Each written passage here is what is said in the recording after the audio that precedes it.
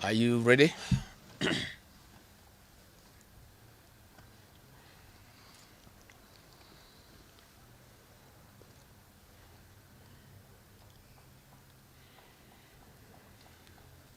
Uko tayari?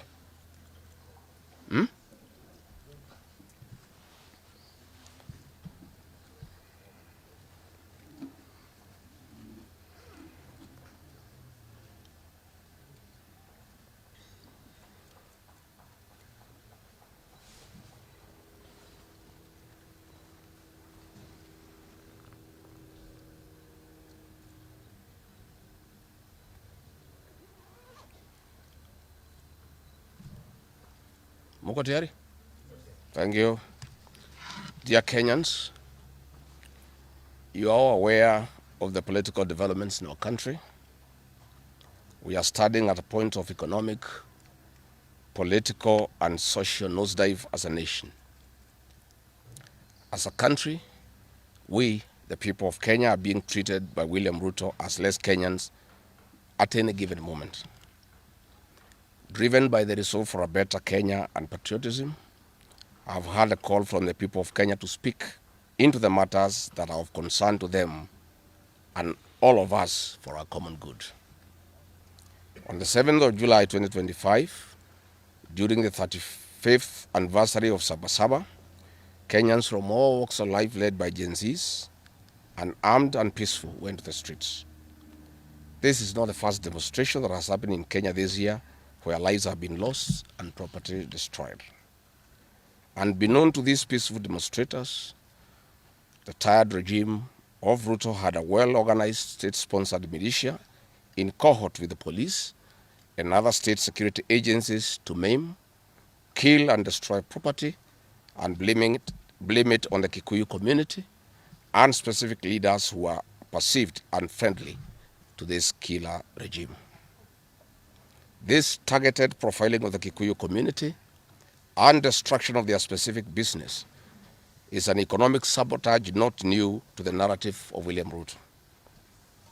On the 30th day, this state-sponsored militia, under instructions and guidance from the police, were dropped in different places in the country, and mostly in the Mount Kenya region and other regions not perceived friendly to the government. They were strategically dropped past midnight, and then roadblocks were placed by the police while others was dropped early in the morning. The militia were procured by Ruto, governors and MPs allied to him. These regions include Nairobi, Kiambu, Kajiado, Kisii, Nyeri, Murang'a, Kiambu, Kirinyaga, Meru, Nyandarua, Kajiado, Kitengela, Ongata-Rongai, Machakos, Embu, and in Wote. They had clear instructions to loot and destroy specific properties under police supervision. A killer squad of 101 that works under the Director General of the National Intelligence Service, Nuruddin Haji, was armed with assault rifles and drove in a convoy of unmarked Subarus, shooting and killing innocent protesters aimlessly in the streets and estates. This squad in Subarus, hooded and masked against court orders, are disguising themselves as DCI's officers, yet we know they are not. In fact, I would like to clarify that the National Intelligence Service has procured Subarus to give an impression that this killer gang is from the DCI. The truth of the matter is that this has nothing to do with the DCI. This is the National Intelligence Service. And this squad of 101 people was formed when I was still in government. Officers were recruited from the Administration Police Unit for special training by NIS on abductions, killings, and cover-up. And this is a squad that is killing the people of Kenya. The killings and the business destruction pattern point to William Ruto's ethnic profiling narrative, which he is a master with no rival. With a close coordination of PS Interior Raymond Omolo, this narrative was boosted online by state bloggers to spin the narrative. The Cabinet Secretary Kipchumba Murkomen's public to shoot to kill order, coupled with assurances to police officers that the government will not cooperate with the investigators in police conduct has emboldened security forces. Police officers are now on record threatening citizens who are in their homes, boasting of their license to kill, acting with a confidence that can only come from the highest echelons of power. Mr. Mukomen's admission that these are not just instructions from him but orders from above removes any ambiguity about where responsibility lies.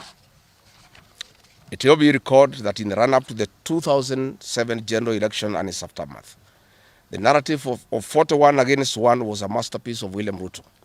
The target was profiling Kikuyus against the rest of the country.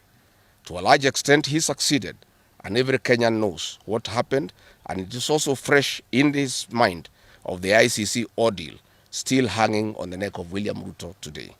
We remind William Ruto that his ICC cases are not yet over.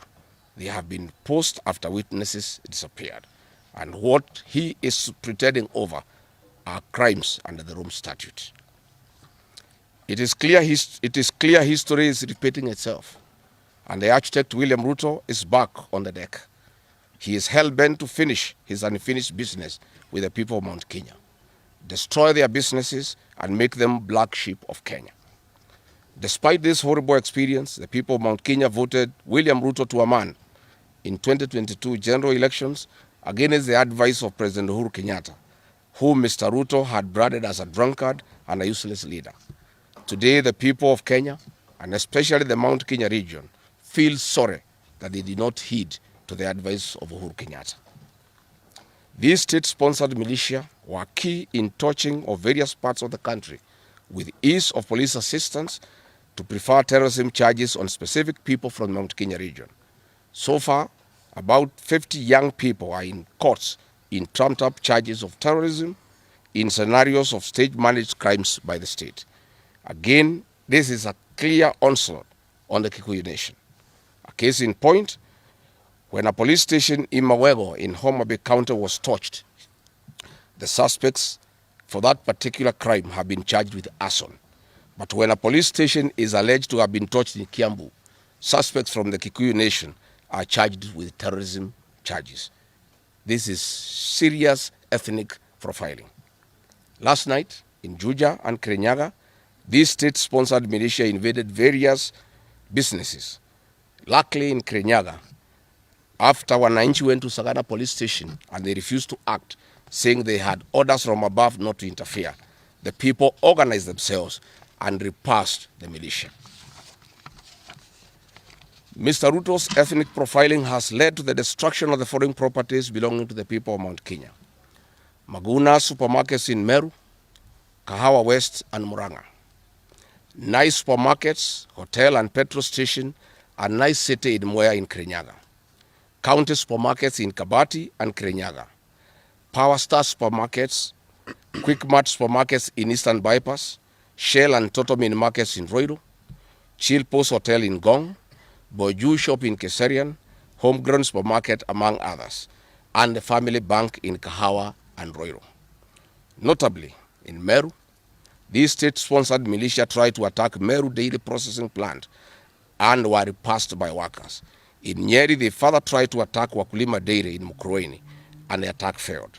We urge our businesses to heighten security surveillance on their business premises and production lines, especially the KTDA, coffee factories, milk processing factories, among others. We take note that in Meru, on Sunday, the 6th of July, at an event attended by CS Kipchumba Murkomen, the MP for Bori, Mugambire Dikire, indicated that a supermarket would be attacked the following day. As sure as December 25 is Christmas, and true to his word, Maguna supermarket was torched by the state-sponsored militia, which the MP was private to. Why hasn't Mugambire Dikire been arrested?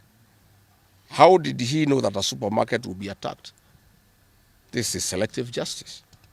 The evidence that these militias are state-sponsored is plain for all to see. Videos circulating widely show police officers not merely failing to intervene, but actively transporting armed groups who proceed to unleash destruction with apparent impunity. Uniformed officers have been seen standing guard as these groups rampage. They are inaction and a stark contrast to strong statements being made by government. In Nyeri, journalists were attacked by these militias in the presence of the police. It is well documented. This is a clear indicator that Ruto is working with governors and MPs allied to him to destroy businesses owned by the Kikuyu, the Meru, and the Embu, and blame it on people who don't support his administration. This is a tactic that was used by the colonialists with collaborators who searched earth policy and torched buildings and businesses and blamed it on the Mau Mau. This divide and rule tactic will not work, Mr. Ruto. We know that in Meru, they want to use this mayhem to blame Thika Linturi. In Embu, they have already blamed Mkonji Gitonga. In Kitengela, Iron Gong, they want to target Senator Seki and MP Onesmus Ngogoyo. In Nyeri, they are trying to haunt Honorable Kagusha. And in Kirinyaga, they are targeting Senator Murango. We want to remind President Ruto that it is not the Kikuyus who want him out of office. It is the entire people of Kenya. Kenyans are suffering equally across the country. That is why Kenyans have said, if you, Mr. William Ruto, believe that it is the Kikuyus who want you out, then all Kenyans are Kikuyus. I want to thank the people of Kenya for standing out against this tribal profiling of the Kikuyu. The people of Kenya yesterday did wonderful by saying that the Kikuyus should not be profiled. This morning, I've seen Ruto quivering and wailing in uncontrollable anger. Mr. Ruto,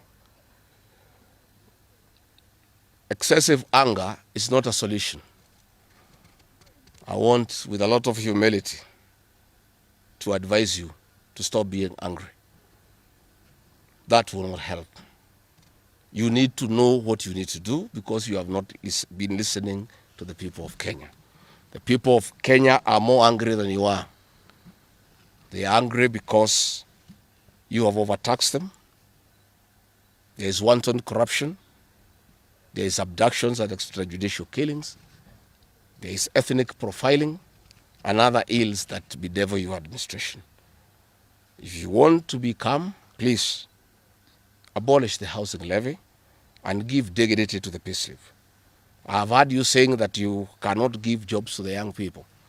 Please restore the dignity of the payslip. Restore the capacity of the middle class. The middle class will give jobs to these young people. Stop killing and profiling the young people. Listen to them.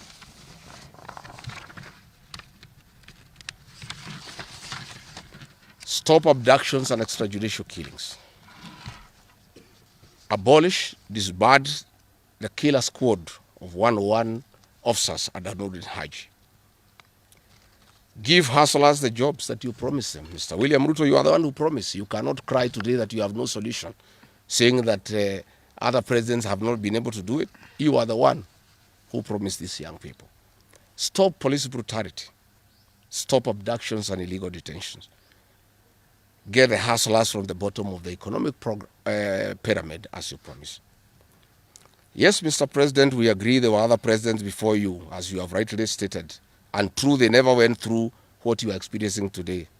May it please you to know that the reason why Kenyans rarely had problems with them, Mwai Kibaki and Uhuru Kenyatta were guided by the Constitution and the rule of law. They did not capture our constitutional institutions to work for them instead of working for Kenyans. They never killed children.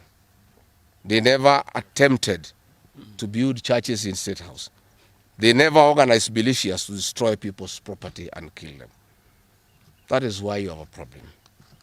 And we also want to remind you that Mwai Kibaki had a difficult time from you, William Ruto. Videos are everywhere. You cannot say that Mwai Kibaki did not face resistance. It's on record that you gave hell to President Kenyatta for 5 years. So it is hypocritical for you to allege that Mwai Kibaki and Uhuru Kenyatta had a very easy time.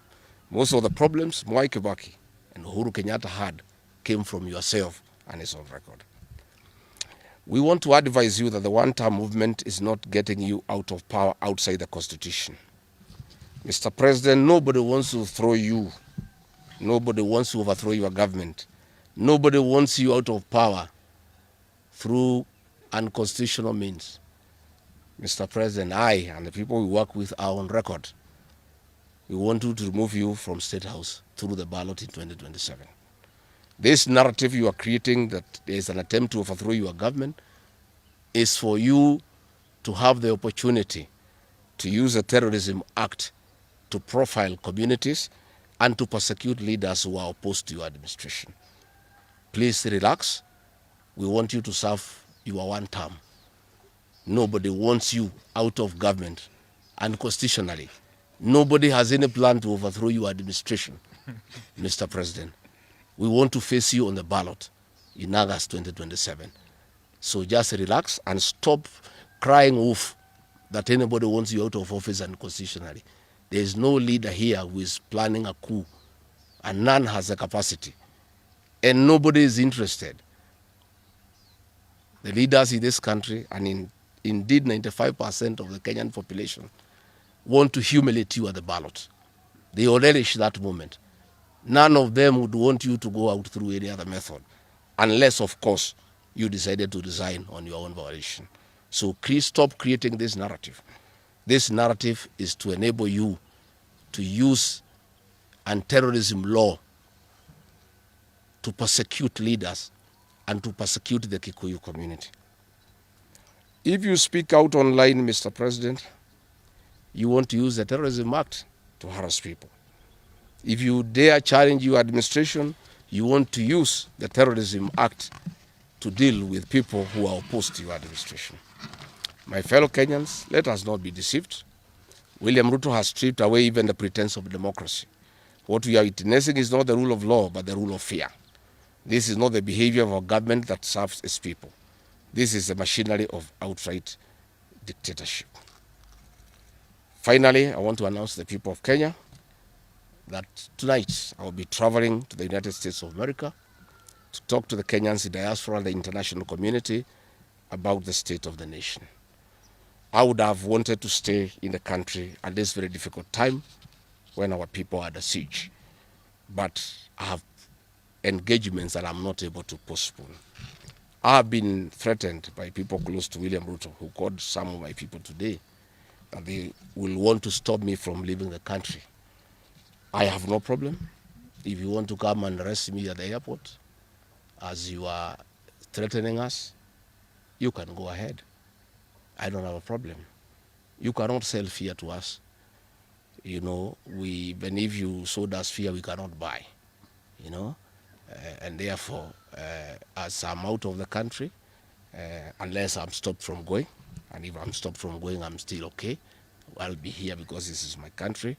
We have made sufficient arrangements with other leaders in the united opposition to create a pool of lawyers to come in through for our young people who are being persecuted on trumped-up charges of terrorism.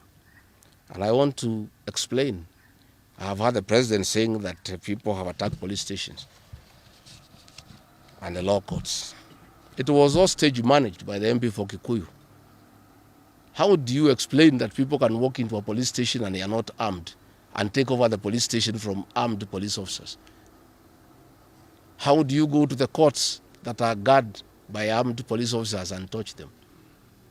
All these attacks of vital installations were stage managed by William Ruto through Kimani Ichung'wah to create the opportunity to prefer charges against people using the Anti-Terrorism Act. That is the reality. So nobody has attacked any police station. They were all stage managed by government. And what is happening is history is repeating itself.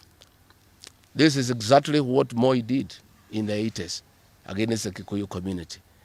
After the abortive 1982 coup, he used sedition laws and the clandestine Kenya movement to profile the community and hold people into court, and they'll be taken by Bernard Chunga after 5 p.m.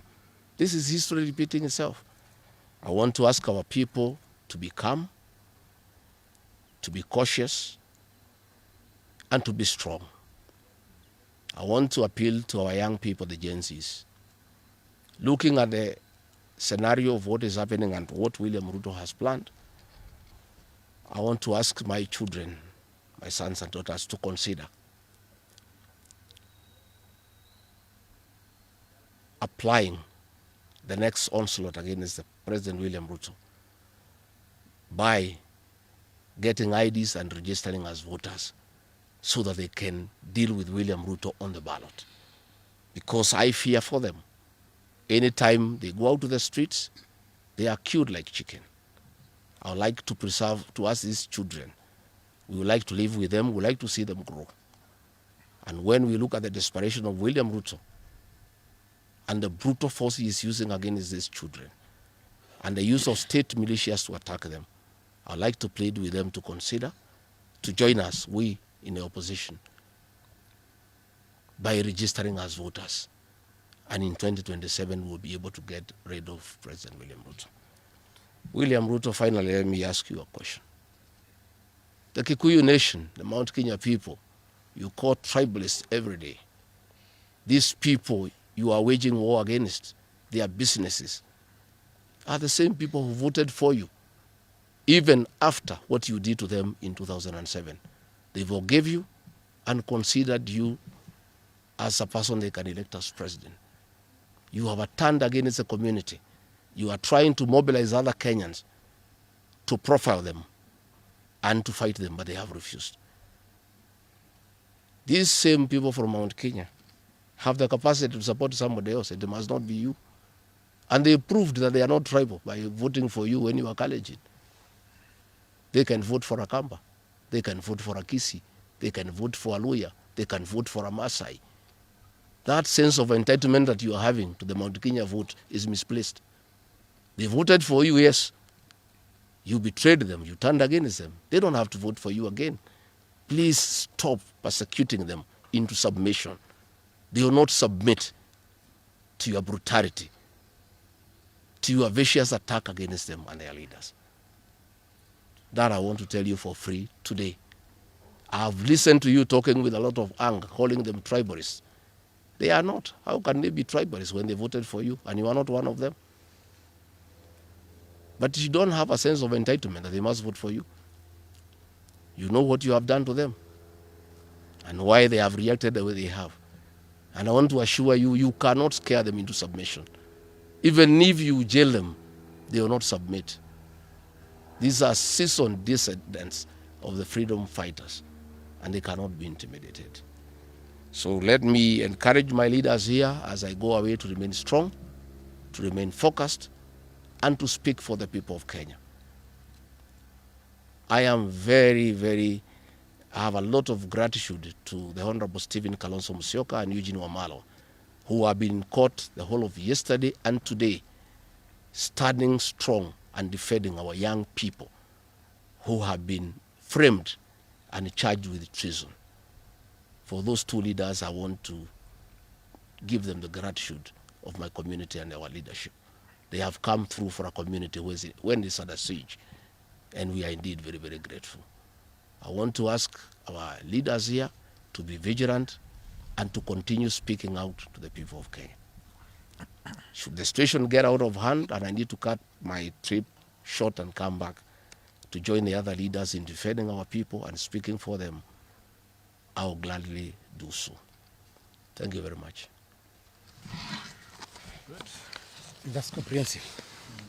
I don't think iko maswali hata kidogo.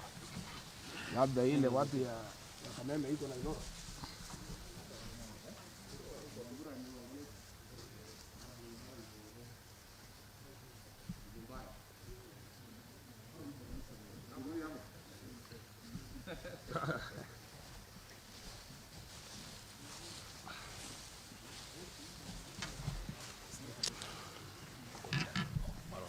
Oh.